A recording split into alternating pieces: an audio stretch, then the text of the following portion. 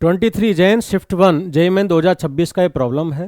Question क्या कह रहा है, देखो a rectangle is formed by lines. आपको 4 लाइन दे रखी हैं, उनसे एक रेक्टेंगल फॉर्म हो रहा है। इन लाइन को प्लॉट करेंगे तो x बराबर 0 आपका वाई एक्सिस हो गया, y बराबर 0 आपका x एक्सिस हो गया, x बराबर 3 आपकी ये वर्टिकल लाइन है और y बराबर 4 आपकी ये हॉरिजॉन्टल लाइन है।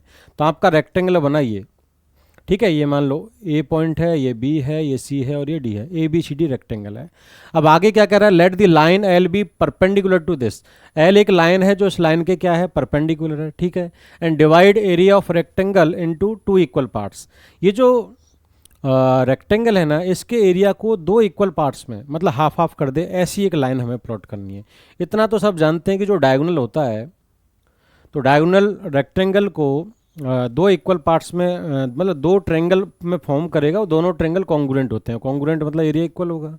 तो अगर मैं कहूँ आपसे कि अगर इस लाइन को अगर मैं ऐसे रोटेट कर दूँ, बट सेंटर से ही पास करूँ ऐसे, तो जो पार्ट अब बने आपके, उनका भी एरिया सेम रहेगा।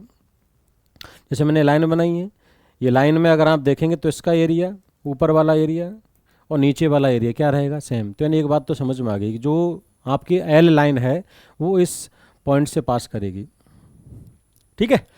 तो आगे क्या क्या आ रहा है, ठीक है, यहाँ तक हमने समझ लिया। तो यहाँ से ये क्लियर हो गया कि एल लाइन हमारी इस पॉइंट से पास करेगी, एम पॉइंट से। एम मतलब डायगोनल का मिड पॉइंट होगा, ठीक है।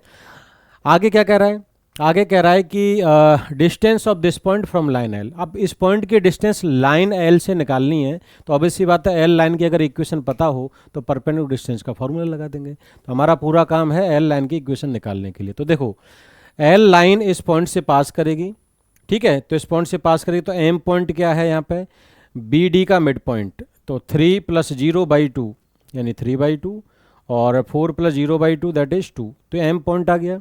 और हमें स्लोप और चाहिए। तो देखो इस लाइन का जो स्लोप है, इस लाइन का स्लोप होगा -3, -a/b होता है ax + by + c में।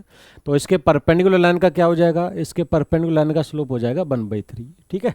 क्योंकि m1 m2 -1 होता है 2 परपेंडिकुलर लाइन्स के स्लोप का प्रोडक्ट, ठीक है। तो इसका स्लोप भी पता चल गया एल का और पॉइंट पता चल गया जिससे लाइन पास करेगी। तो पॉइंट स्लोप फॉर्म लगा दो।